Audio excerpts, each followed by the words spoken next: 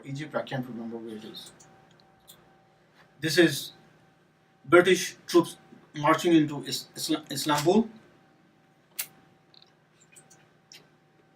These are the generals, the American, American general, Russian, and the British. In Iran, British troops going in the Jordan Valley towards Jerusalem. This is again Palestine. This is the Gallipoli here, Cornwallis. You know who was Lord Cornwallis? He surrendered to George Washington and defeated who? Tipu Sultan. This is Iran. British and Soviet forces meet in north of Iran, Azerbaijan. The Iranian forces surrender. Reza Pahlavi is crowned the king. Australian troops entering Damascus. This is the coast of Istanbul. French troops enter Damascus. The Iranian ship is sunk here. The Iranian troops surrender. This is Lawrence of Arabia. Here, Alan Belly is reading his declaration in Jerusalem, and the French general would go to the tomb of Saladin and declare that the Crusades have ended today. This is the Rajput troops entering the Abadan refinery we looked at earlier. These are the Russian troops advancing into Turkey, into Iran. This is more Russian troops. This is a picture of Smyrna in Syria in 1922. Keep this picture in mind, please. This is the Osmania Khilafah soldiers surrendering. This is the Treaty of Survey being signed.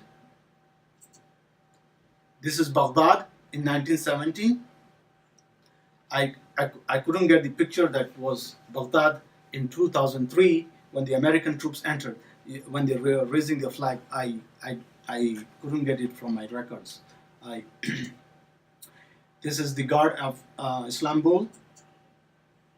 These are what happened was when they ran out of cannonballs, then the soldiers were firing stone, balls made out of stones. This is the Basra. Yeah, this one, there was an equivalent like that in 2003, but I don't have the picture. This is more Palestine, and I think that's it, right? Yeah.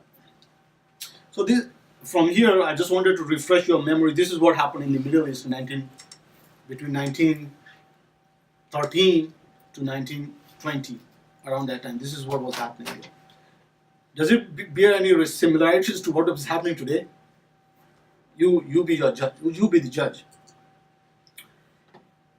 And where are we? See this picture that was there? Yeah. See this picture? I showed you of Smyrna in 1922. And see this picture, 2017, of Syria. This is Aleppo. Look at it. Can you say from World War becomes the war against Russia? This is Syria in 2017.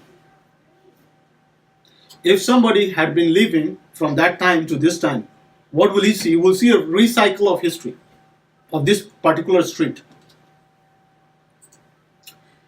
These are the agreements, historical agreements in Iraq. In the headlines only from New York Times. So look at it. British conclude alliance with Iraq. You could replace British with US, and the headline would mean the same thing, and just change the year.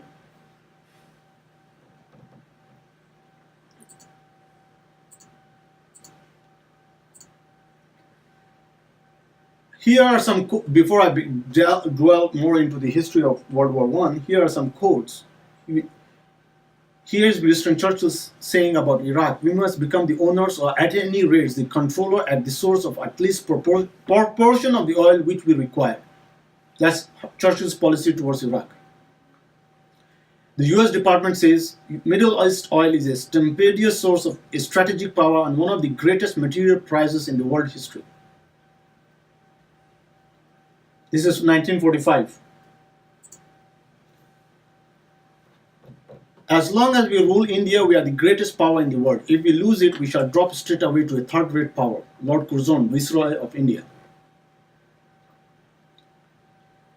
Here they describe, this is more about the grand game or the great game that is happening. So, what was the great game? I'm not going to read all these quotes. I have sent all of these quotes before in email, so it should be there. What is the great game? So this is what is driving. This is the critical piece of geostrategic theory that has played a dominant part in world history, geopolitical history. This history was, there was a guy called Halford John Mackinder. He developed this heartland theory, where he said this was this area here, oh, where is it? This area here, pivot area. If anyone controls this area, this is the world island, and then he will control the globe. So basically, he's saying this: who rules East Europe commands the heartland. Who rules the heartland commands the world island. Who rules the world island commands the world. So basically, if you go back, what he's saying is, whoever rules this area, the pivot area here, would rule this area, and whoever rules this area rules the globe. This geostrategic thinking has played a very dominant part in any policy making, international policy making. He has influenced both British and American foreign policy to prevent Germany or Russia from controlling East Europe so that they cannot dominate the world. In a nutshell, this is it, and its variations has played out in different forms. Brzezinski implemented the same thing with Operation Cyclone in Afghanistan. Basically, you are not allowing Russia to come down into the Indian Ocean. This is the whole game there. And you can see it has resulted in all these wars, including subsequently the Soviet-Afghan war, because of this whole policy making here. These are the four people who are involved in the the First World War: Wilson, Lord George, Emmanuel Orlando, and George Clemenceau of France. Imagine these people. Can I give you a brief of these people who are going to make world peace? Wilson was an open racist. He despised blacks. Lord George, we already discussed him. Emmanuel Orlando was a fascist as well as a sympathizer of the mafia. You think these people will make peace in the world?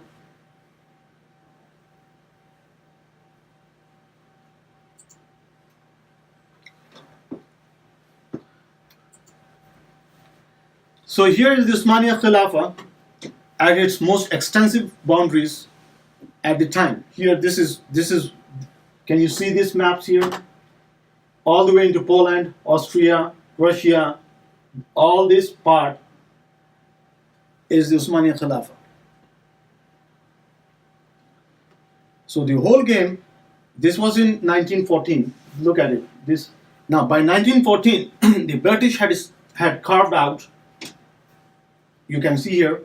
These are the British takeovers. These are the Italian takeovers. You have the Russian takeovers here, and different parts of Europe. This is how the Middle East looked in 1914, and this is how it looked in 1922.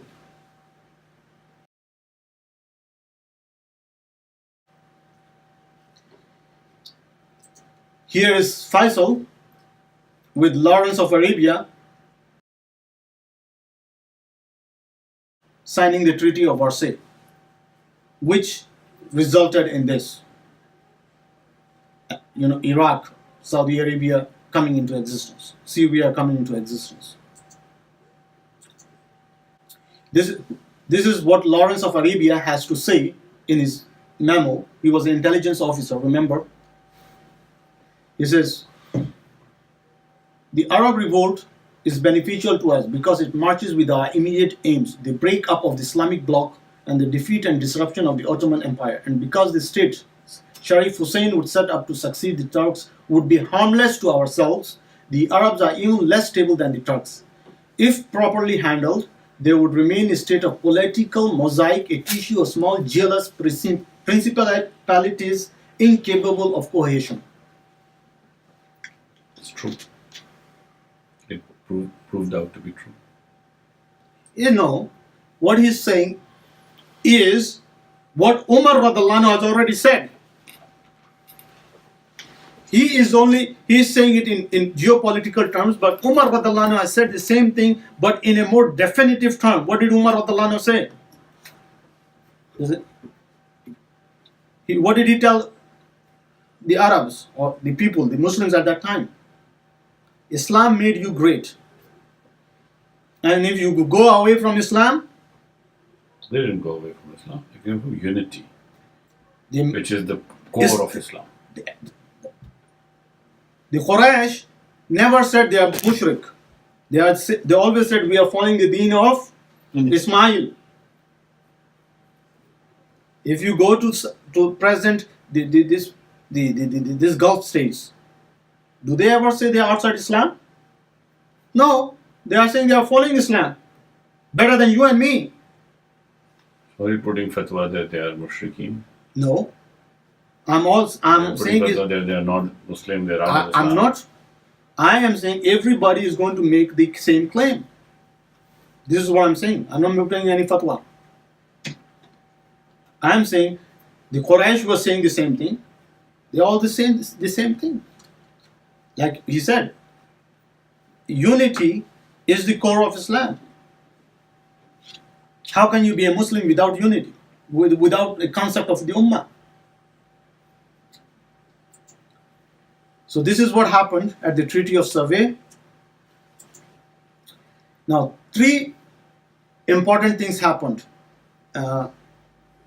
If you want to know the present from the history of Middle East from just prior to the First World War to the present time, is these three documents. The Versailles was the Treaty of Versailles was what year was that? 1918. Right after First World War. That was the treaty that concluded the World War. This is what all these treaties are being signed by different parties. That treaty talks about? It talks about basically the different ways of bringing up about peace and division of different parts. Like the German, how much they have to pay, the British, how much they have, how the Usmania Khilafah, the lands of the Usmania Khilafah will be divided, how Africa will be partitioned, how different things. Remember that hadith the Prophet said? Yeah. That a time will come and kuffar will come on you and eat you as if somebody has as if people come and put a dinner table eat food on the dinner table. They divide and eat, so they're going to come and eat you. Yeah. And then the Prophet ﷺ, a companion asked that will we be less in numbers in those days? He said no. Which your value will be like lather on the seawater. The foam on the seawater. Foam on the seawater. Yeah. So basically, if you understand these three documents, you will understand the history of the Middle East from that time to today. The Sykes-Picot Agreement, actually it was called the Sykes-Picot-Romanov Agreement between the British, the French, and the Russian empires. to divide the Usmaniya Khilafah in the Middle East into their zones of influence. Now, what happened was, it was a secret document. The Bolshevik Revolution took place, and the Bolshevik leaked it out. So, in punishment for that, Russia was excluded from the agreement. So, the Middle East was then now going to be partitioned between the French and the British, excluding Russia. So, that's one. The Balfour Declaration was the promise by the British to the Jews in Europe that Palestine will be their homeland. They were given three alternatives for choosing their homeland to the Zionist organization. One was, I can't remember the first one, the second one was Uganda in Africa, and the third one was Palestine. So the choice was Palestine.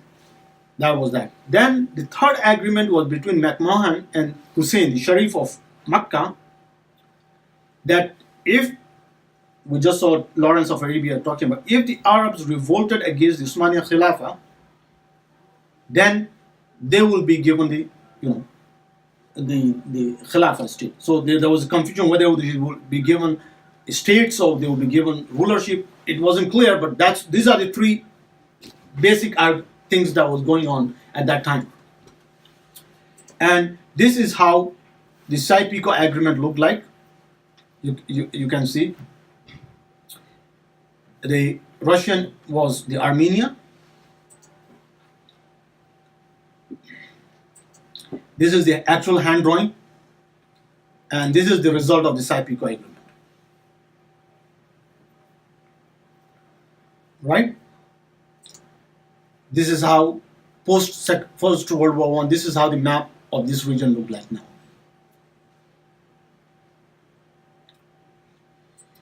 So the next, the saddest part of the Treaty of Versailles, probably we have talked about it. This, at least to me, the saddest. This wasn't sad. I think the saddest part is this. This is the Treaty of Versailles, June 28, 1919. This is Part 8, Section 1. No, Section 2. Sorry, this is the Section 1. Section 2, Special Provision, Article 246, which says, what does it say?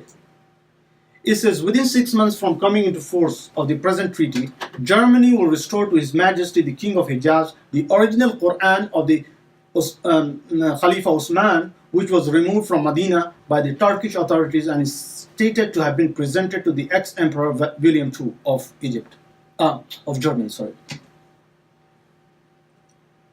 So, if you remember our talk about the Quranic manuscript, there was a Quranic manuscript in Medina that was supposed to be, or was said to be, of Usman radhiallahu anhu, the one that he copied, the Musaf.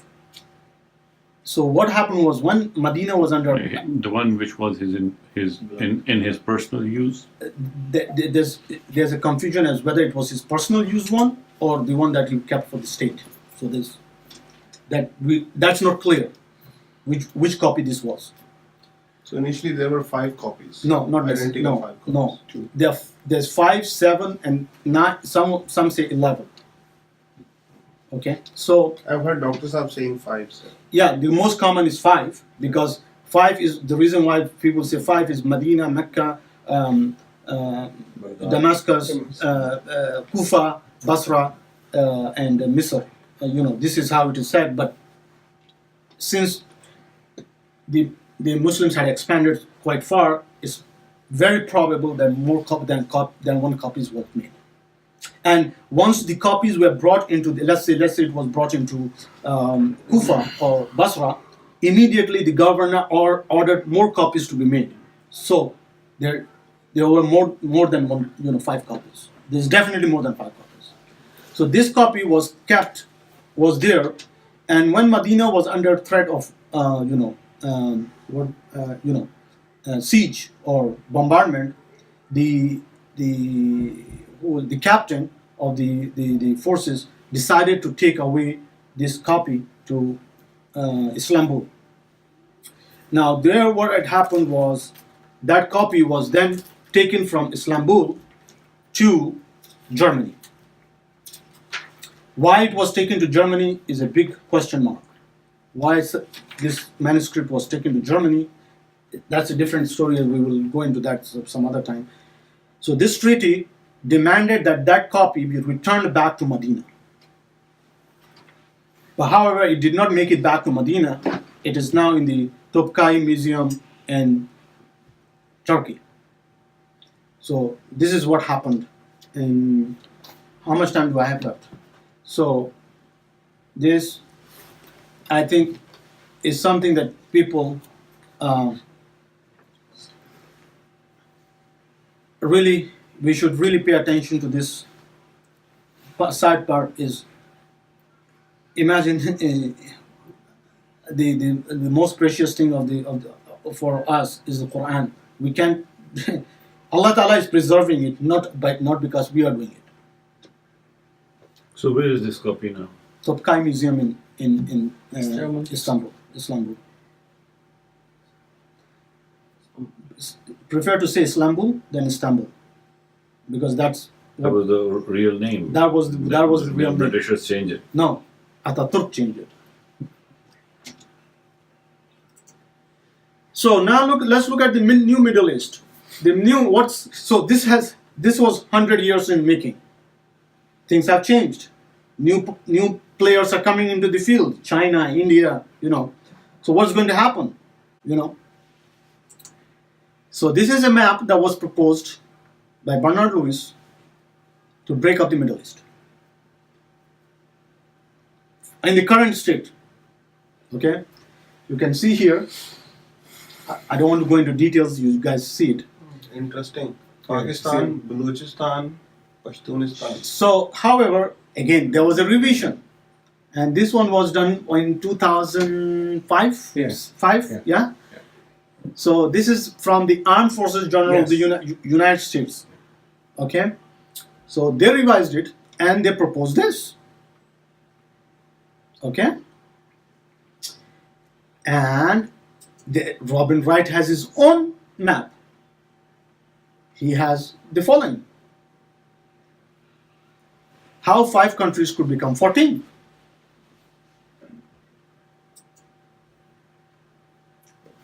This is just Saudi Arabia. He wants to divide Saudi Arabia itself. How many is there? 1, 2, 3, 4, 5, 6. 6 parts. Wahhabistan. So here we go. So this division on ground, or when you make a division and make a nation state, it's so irreversible. This damage is so irreversible. Yes. It's like, when once in a car accident somebody loses his leg or hand, you're not going to get it back. No. It's gone. It's gone. It's a life event. These are very serious things. In the history of a nation, an ummah especially, cutting a part of an ummah and making it a nation state, never heard it reversing. It never reverses. So all this was happening. In the meantime, there was the Red Line Agreement. What is the Red Line Agreement? Basically, when oil was discovered in the Middle East in the 60s, 40s, 50s, this was another revision of the agreement, and so how to divide these different parts of this thing. So basically, what we have done here is looked at how Middle East was divided in the First World War, how new divisions are being thought about in the light of current thing. So what was our role in this thing? Like Brother Fawad has just pointed out, this is irreversible damage. So what has been the role of the Muslims? Were they opposing it? Were We were fighting for British. were we proposing it? Were we, happy with it? What were we doing about it? They were picking their shit.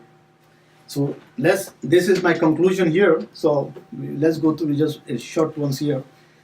This is you can see this is from the Wilson Quarterly magazine, when one of the think tanks here. It says the forgotten soldiers, India and Pakistan in the Great War. World War I is also known as the Great War, the Great War. So that many Indians were Muslims was a source of angst for British military and a wellspring of possibility for the Ottoman Empire. So what happened when in Iran and Iraq, when remember those pictures I showed you, the British soldiers, they were mostly Muslims who were in Iran and Iraq. So there was in Hindi pamphlets where it said England was starving and would soon be unable to feed and clothe them, which was true. There was a famine going on in India. Remember that famine? What was the reply? We have never been fed and clothed so well, but prisoners taken from you are in rags. We will never cease to fight for the emperor until the evil Kaiser is utterly trodden into the mud. So the story in India was the story in India. In India, the story was this, that the British were fighting the Germans, who were evil Kaiser, who was trying to ruin the Middle East. So here, this was. Now you can see what happened next. More than 1/10 of the British war effort was from India, and out of this, 40% were Muslims. You can calculate the numbers.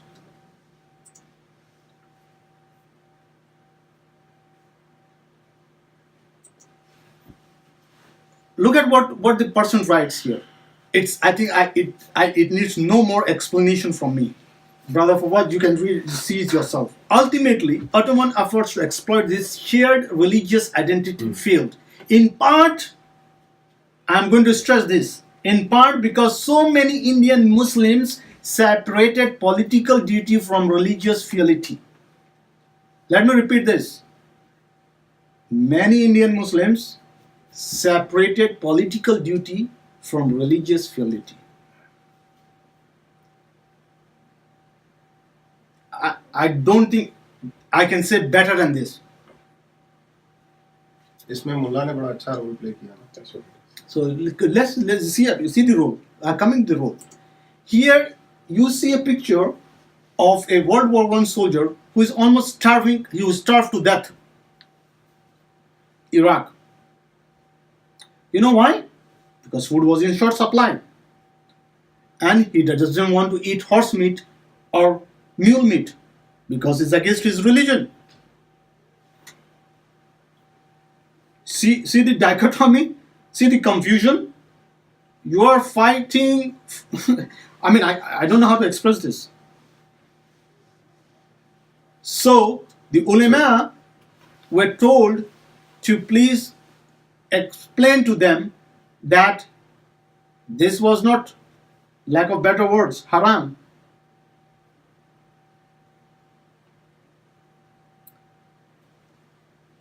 The big, I mean, just think about it.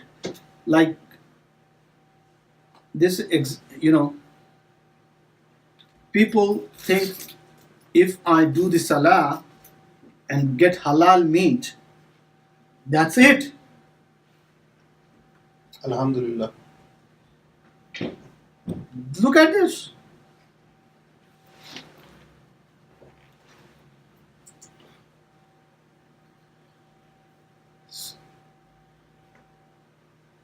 Here, nearly 40% of all Indians were involved in. Now I give you the bravest man. There's World War I and World War II are the same. I don't consider them different. So I'm just giving you some other things. A person compiled the bravest men in history. Bravest men in World War II. So who was the first? Who was his topmost? Fazaldin. What did he do? See, what did he do? One day, who has named him as the bravest man? There's a guy who was doing his, No. A guy was so. Who he was? He was an Indian guy. No, he's a British. He maintains a blog, so he lists top 10 things and top 15 things like this kind of thing. So he's a hobby. So I can't remember the exact author's name. So don't go into that. The main thing is somebody from currently is listing the bravest person in Second World War. So you normally see who he places. He places Fazaldin. Why? Look at what he did. When his position was at his bunker was attacked by 6 Japanese soldiers, led by 2 officers. The guy Fazal, his chest was impaled with a sword. Despite this, he pulled the sword out, killing the officer, another Japanese soldier, and saving his men before dying of his wound. All in the name of what? Freedom. Not Allah. Now look at his name, Fazal Deen. Does anybody remember? Ohad? Yeah. There was a guy. When people saw him, they said, Subhanallah, he's gone to Jannah. And what did Rasulullah sallallahu alaihi wasallam say? He said, no, he's in Jahannam. Why? Because he committed suicide. He was a munafiq.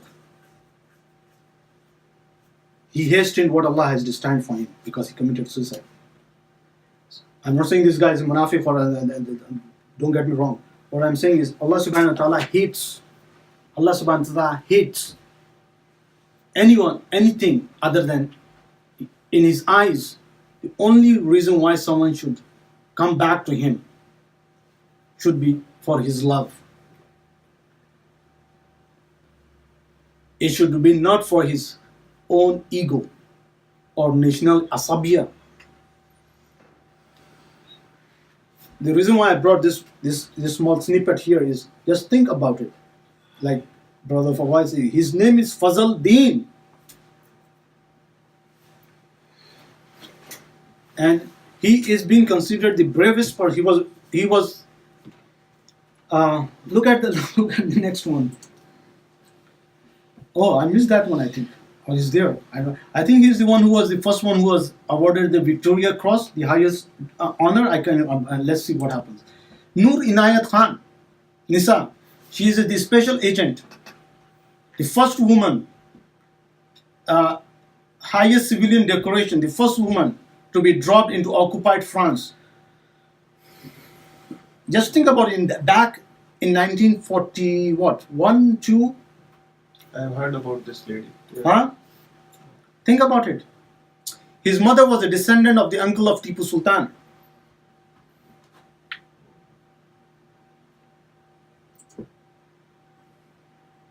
The Pakistani village that gave its sons to fight for Britain, from one village in Pakistan, present-day Pakistan, not at that time India, it has the highest concentration of soldiers that have fought in World War I. And when the person who was being interviewed, this is what it says: our village sent the highest number of soldiers in World War I from Asia, and we are proud of our history. Yeah. I met somebody in Pakistan Army, and the guy said that, my whole family is in Army. My dad was in Army. My grandfather, he served for British. And he was proudly telling me the whole family in Army, my grandfather served for British. And I was amazed to see that what pride he's looking at.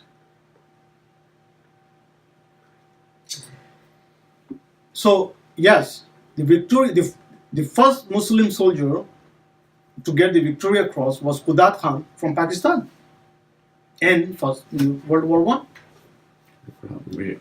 Khan इसमें भी आ गए.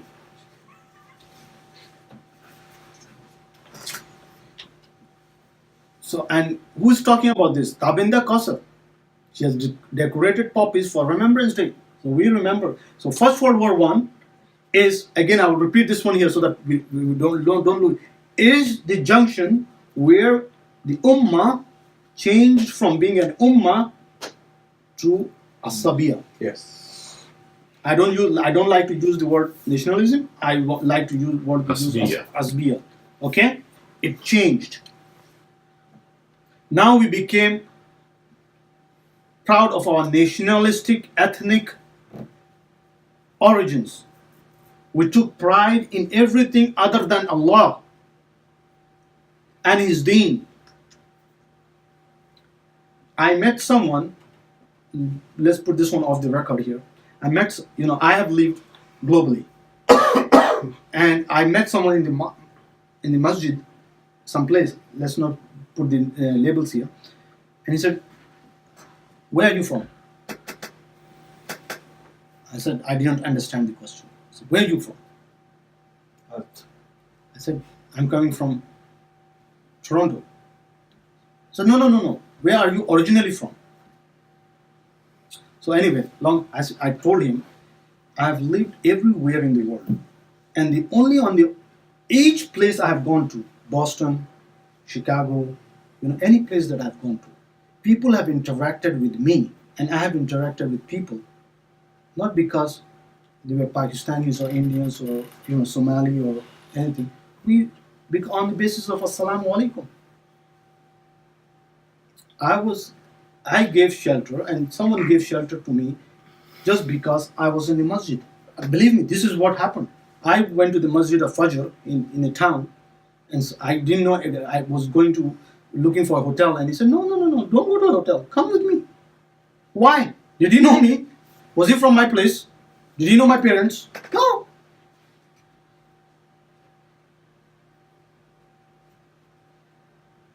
This is the reason why Allah subhanahu wa ta'ala says, इस्लाम तेरा देश है तो मुस्तफवी है. this is the reason why Allah subhanahu wa ta'ala says this is so important. How does this get linked to Yawm al-Qiyamah? Remember the hadith? Who are the seven who will be on the day on the shade? The one who met him For the sake of Allah. and departed for the sake of Allah. You know how hard this has become in today's world? To meet someone just for the sake of Allah. If I tell you or you tell me that I met someone just for this reason, I said, forget it, I don't believe you. I'm not talking about other people, I'm talking about myself. I will hide myself. It's difficult for me to get convinced that someone has met someone, X has met Y, just because they have something in common, and that is what? Allah. And other than anything else, You see how important Allah has given importance to this thing, that He has promised, and Allah's promise is not false. He has promised that they will be under my shade. Where is the message? Where is the conviction? Up to 40% of the Indian army were Muslims. Even though they only made about 25% of the Indian population, I believe 25% is an exaggeration. At that time, it was even less. This is what Winston Churchill wrote to Franklin Roosevelt. We must not on any account break with the Muslims, who represent 100 million people and the main army elements on which we must rely for the immediate fighting. Now, there's another problem in this equation. Number one, they lost the understanding of Islam as a deen and then the ummah. That's one part of it. But then there's another element which were moving these people for these wars. They were not going there for the love of Muslims or Hindus or Britishers, or not the enmity of any of these. They were going, the driving force behind them. This is one of the important factors. That why do you need to establish a deen? Why do you need to establish a deen? Because once you can control the money, then you can drive. The minute you have financial control, you can drive armies. You can drive people, and you can make them fight for their lives. Imagine the power of money. This is actually the main power. So hold your thought there. I want to speak on that a little bit here. on this topic. I couldn't make slides for this thing because it would really go out of scope. But I will talk about this thing here. So here in a summary is the result of the Muslim behavior. Again, let me stress this very importantly. First World War is the junction where the Ummah became the nation state. It doesn't mean that it happened overnight. I mean, these things were done over a period of time. It wasn't done one day. There one beautiful day everybody woke up and said, you know what? Today this is Saudi Arabia and this is Iraq. This has not happened. It happened gradually. There was, like Lawrence of Arabia said, Asbiya was sowed over a period of time. First thing, Asbiya is intrinsic in human nature. This is why Allah subhanahu wa ta'ala brought Islam. Just like anger and hunger are intrinsic, Shaitan will come to you and talk to you on the basis of Asbiya, right? Right? Why? Because if he wants you to go astray based on your ego, based on your pride, based on your ethnicity, based on your whatever things that you want to think about. It is Islam, it is the Sunnah, it is the Sunnah of Rasulullah sallallahu alaihi wasallam that would prevent you from going astray. Ihdina as-sirata al-mustaqim. Why are you saying that? Why are you saying that? Are you saying that because you want to go fight for the British Raj? This is Ihdina as-sirata al-mustaqim. Think about it. You are saying, these people, this soldier. Look at this soldier. Look at this soldier. He's almost dead. This is not a picture that I came up with. This guy is a Muslim soldier. He's more worried about not eating haram meat. Look at the confusion. Look at what has happened to the people.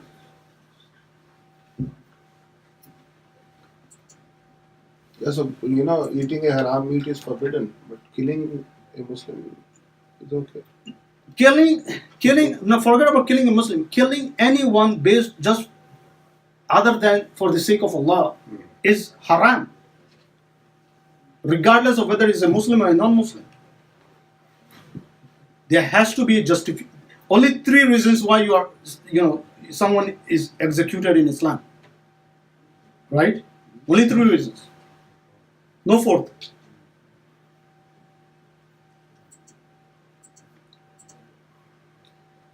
So this is, Qudat Khan, he gets the Victoria Cross. And his family, I don't have the picture here, the family has displayed it so prominently.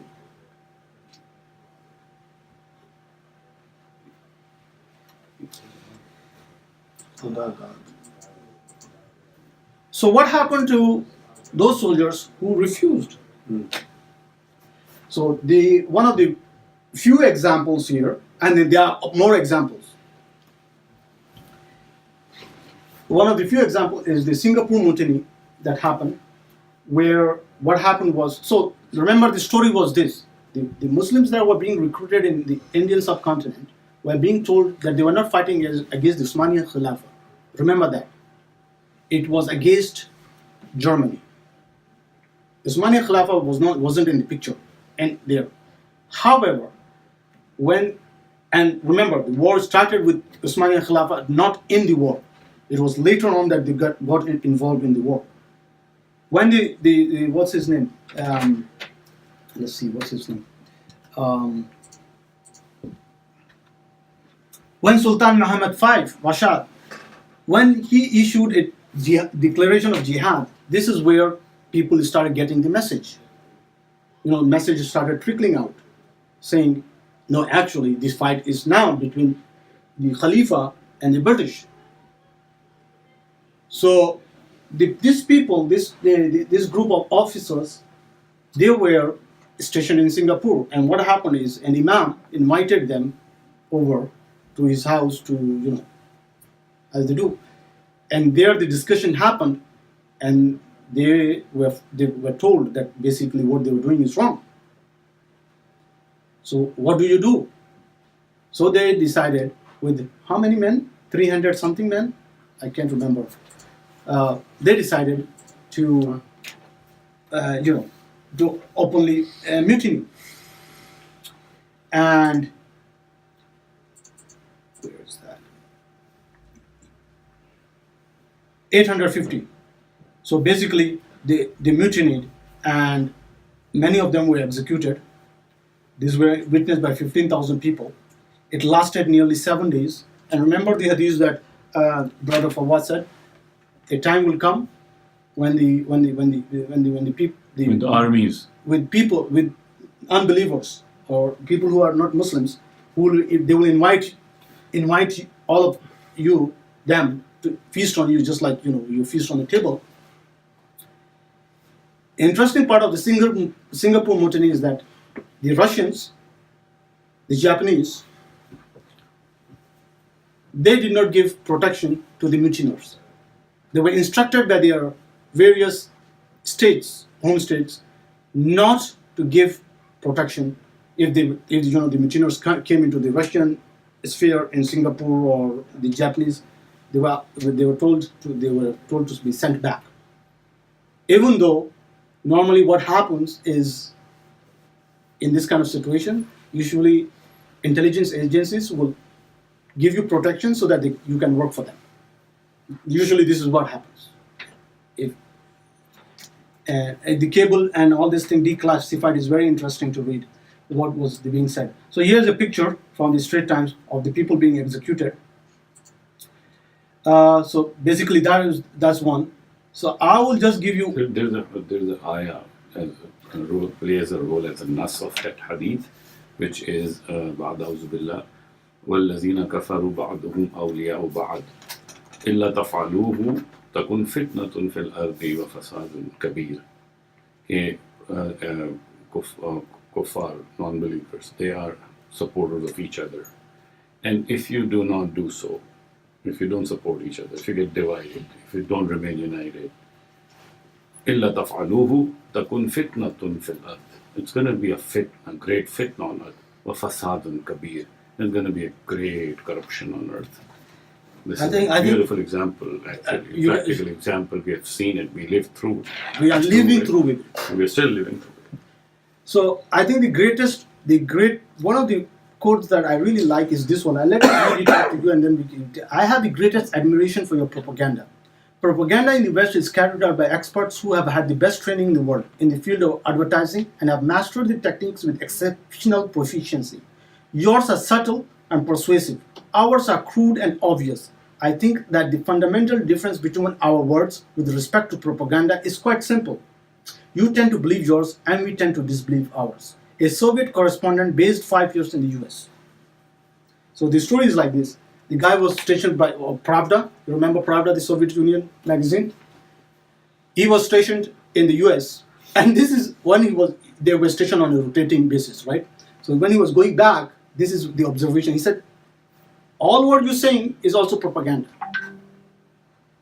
All what we are doing is also propaganda. The difference between ours and yours is what? Yours, everybody believes. Ours, everybody disbelieves. Very simple. So who are more ignorant? Huh? Who are more ignorant? Who are more ignorant? That's a good question. So here are some modern day quotes. Remember, that was the old ones, the great games I told you about. Here are some modern, recent quotes. What we are seeing here is the sense is in the growing the birth pangs of a new Middle East. Who said this? Condoleezza Rice in 2006. Remember that map that we draw? Mm. We saw the new Middle East. What does he say? A free Kurdistan stretching from Diyarbakir through Tabriz would be the best pro-Western state between Bulgaria and Japan. Okay? In the Middle East and Southwest Asia, our overall objective is to remain the predominant outside power in the region and preserve the US and Western access to regions. Well, look at this quote and look at the quote that I shared with you about Churchill. Aren't this the same thing? Is using different words? Times have changed. So these are, again, there will be no peace and all, all these things. In the current times, if you really want to understand the geopolitics of the Middle East in terms of what is happening just in the Middle East, not like outside. Remember, the geopolitics is global. So if you're taking, these are the primary papers that you really need to understand. 1982, a strategy for Israel in the 1980s. This is basically a summary of what Israel should do to be, to make sure that there are no threats against Israel. And the strategic thinking is to divide the region into very small pieces. 1996, a clean break, a new strategy for securing the realm. That's 1992, Wolfowitz doctrine. These are the 6 tenets of that doctrine. 1997, project for the new American century. 1998, open letter to President Clinton on Iraq. 2000, rebuilding America's defense strategy, forces and resources for a new century. This is a 90-page report. And then the last one that happened was September, 2001, the PNAC letter to George W. Bush, after which, everything, whatever thing was started. Here are some quotes from 48 that, we have gone through.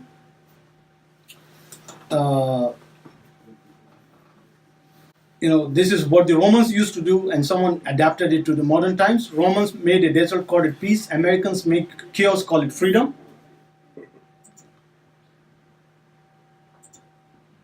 This is Samuel Huntington. This is him talking. So he's saying, he says the Western culture suffers from 3 problems. It is false, it is immoral, and it is dangerous.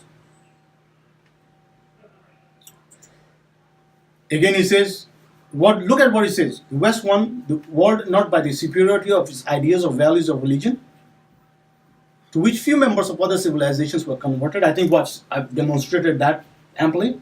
But rather by its superiority in applying organized violence. Westerners often forget this fact. Non-Westerners never do. Yes. Look at it. In the 5 weeks that we have gone through case by case of how this organized violence was depicted. Remember where we started from? Anyone? We started with the violence in South Pacific, the atomic bomb testing, and the displacement of people. Nobody even knows about that.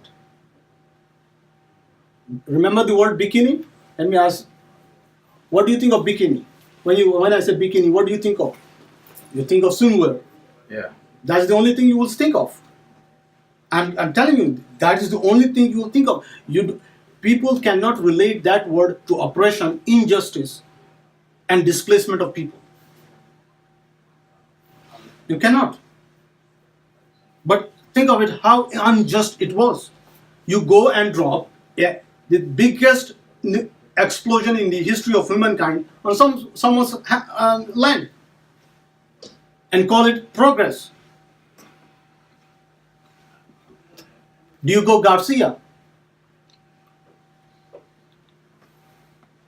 the Red Indians. Remember we talked about Kevin Arnett, the priest? What has happened to him? He doesn't even have a Wikipedia page. South Africa, North America, India. We saw the pictures. You saw the pictures, right? We saw the pictures today again. Congo. So look at this quotation. Doesn't it apply? Do you think the people of Congo will forget? This is a good question, actually. Remembering it, the injustices, oppression, and atrocities of past and present. People who are aware of these things, and out of those people who are sympathetic towards it, and they feel it, and they are compassionate, and they are believers or non-believers. Are you following all these things I just said? So these people awareness of these things brings what? That's the problem.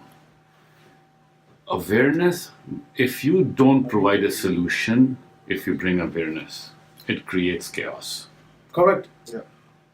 So that's the point. You will take over from me, but I will mention it and you will take over from me. Let me finish this quotations here.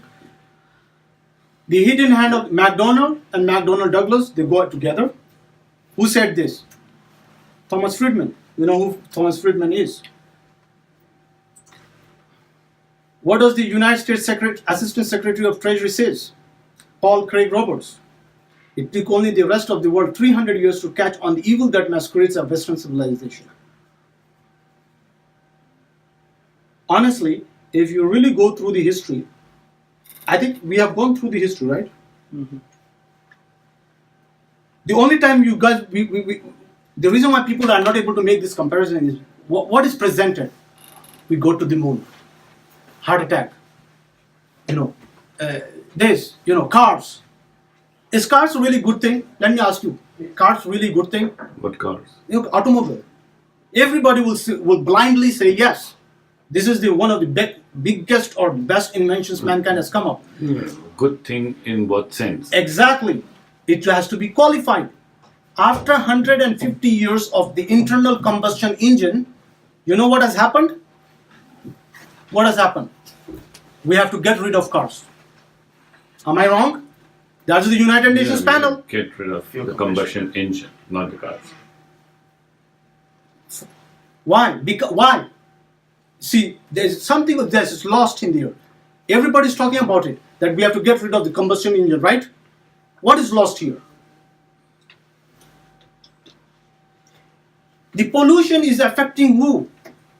Everything. Pollution seriously is affecting Delhi. You know what happened in Delhi 2 weeks ago? People could not breathe. Normal, healthy human beings could not breathe. Normal, healthy human beings had difficulty breathing because the smog was so much, the pollution was so much that ordinary people were finding it difficult to breathe. Forget about, sick people. Why did it happen? Oh, the internal combustion engine. No. It happened because of greedy capitalism. Greedy capitalism is this. Oh, we have 300 million people in India, sell them cars. Just sell them cars. And you know what has happened in India? Every Tom, Dick and Harry is having cars. He doesn't know where to park. He doesn't know where to drive. He doesn't even know how to service. He takes his engine oil, opens it, Drains it away. right there, in front of his house. He has cut, oh, you know what? Let's build them, give them towers to build. You have towers, you have no infrastructure, no trees. Trees have been laid waste. It is not because... No severed support system. Nothing. So this is the problem. It is not inventions are problem. See, this is how very subtly the conversation is taken out of focus. The conversation should always be, why is it that these inventions are giving problem? And the solutions that are being talked about, there are only two kinds of people who are talking about these things. There's no third people. Two. One is they promote this culture of consumerism and materialism and capitalism and what you have. And then there's a counterculture to that. And I call it a counterculture, which will tell you about the side effects, negative effects, indirect effects of this behavior. But what is the solution? The solution nobody wants to talk about, because the foundations on both of these things are based. The counterculture and this thing is what? Capitalism, democracy, and science. So the person who's promoting that, there's no climate change, he's also talking from a scientific background with scientific data. And the person who's talking from, climate change is causing problems is also using scientific data. There's a deadlock. How are you going to solve it? The solution is, for the Muslims, is to come back to the Quran and Islam and talk about what the Quran and Islam is talking about. We are supposed to be talking about. And the first step towards that is knowledge, and second step is towards that is what? The absolute, forget about, actually actively, like happening it, but in your head, in your heart, the active rejection of nationalism.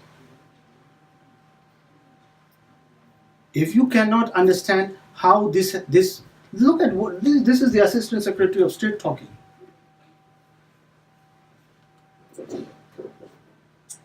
Look at what he says.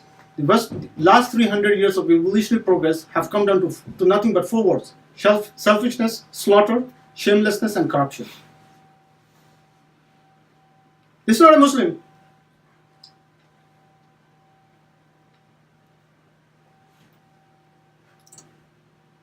This guy you already talked about, this Smedley Butler, the most decorated soldier in US history. Yeah? What does he say? He says, I might have given Al Capone a few hints. The best he could do was to operate his racket in 3 districts. I operated on 3 continents. He's talking, if you talk, you go and read the history, you see what he's talking about. You see, the quotes will not make any difference unless you understand the history. Just taking these quotes and just throwing out to people will not make any difference until you understand why they're saying that we're saying. Somebody put up in IONA the other day on the WhatsApp group. So he said, Rumi's quotations. What is anger and what is jealousy and what is Esau. And I replied back on that quote. Nobody understood what I was saying. We are not interested in what Rumi is saying. Honestly, I'm not interested in what Rumi is saying. I'm more interested in how he got his thoughts. I'm more interested in his teacher. Where did he get this idea from? Rumi can say many things. Something might be right, something might be wrong. But I don't. You know why people are talking about Rumi nowadays? Why? Because the whole media is talking about Rumi. Oh, what a great Sufi he was. What a great Islam he was presenting. Jealousy is this, anger is this. Of course he said that.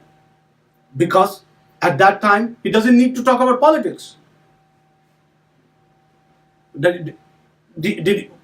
Just think, if I have electricity right now, will I talk about electricity?